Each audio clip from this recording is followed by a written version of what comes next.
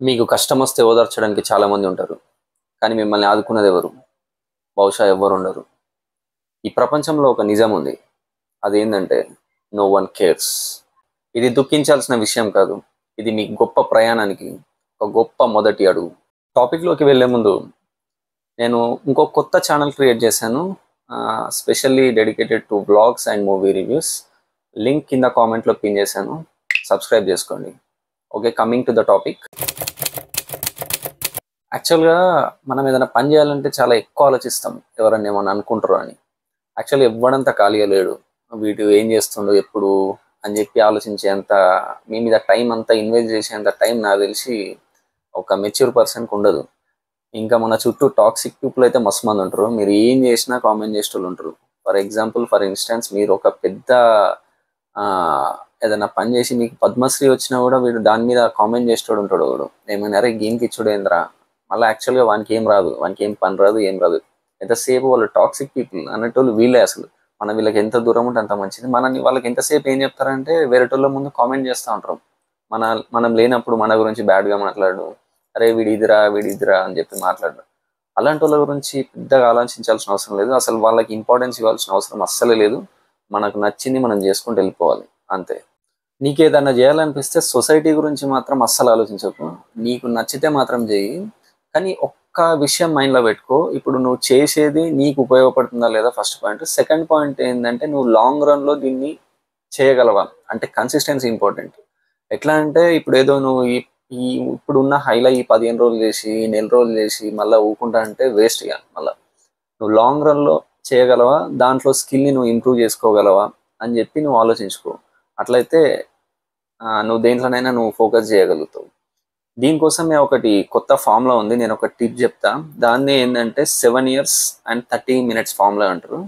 Actually ఏంటంటే నువ్వు ఏదైనా స్కిల్, అది స్కిల్ కావచ్చు లేకపోతే ఏదైనా పని కావచ్చు, నీకు ఇష్టమైన పని నువ్వు చేయాలనుకున్నప్పుడు ప్రతిరోజు 30 minutes డెడికేటెడ్గా, అంటే డీప్గా 30 minutes మాత్రం డీప్గా దాని మీదనే కూర్చోవాలి. అది రైటింగ్ కావచ్చు, ఫర్ ఎగ్జాంపుల్ నీకు నచ్చిన ఏదైనా స్కిల్ నేర్చుకున్నాం అనుకుంటే ఏదైనా కావచ్చు, ఫోటోగ్రఫీ కావచ్చు, ఎడిటింగ్ కావచ్చు, లేకపోతే నీకు కోడింగ్ ఇష్టమైతే కోడింగ్ కావచ్చు.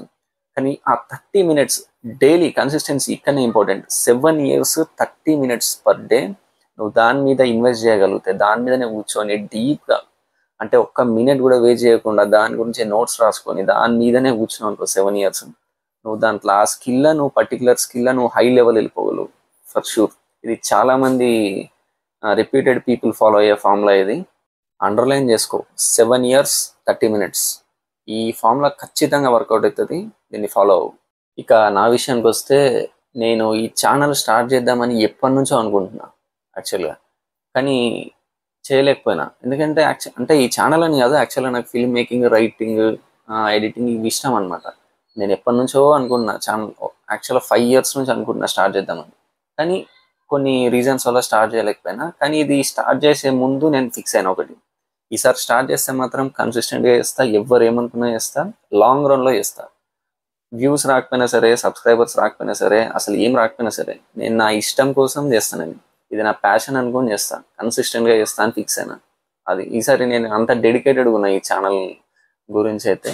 ఇంకోటి, ఈ సొసైటీ గురించి మాట్లాడాలంటే మనదే తింటారు, మనన్నే తిడతారు. ఈ పాయింట్ అసలు గుర్తుపెట్టుకోవాలి. ఎందుకంటే ఇప్పుడు మనం స్ట్రగ్లింగ్ స్టేజ్లో ఉన్నప్పుడు అందరు కామెంట్ చేస్తారు మన మీద, కానీ ఒక్కసారి మనం మంచిగా అయినాక వాడే మన దగ్గరకు వస్తాడు. ఇది కూడా అండర్లైన్ చేసుకో.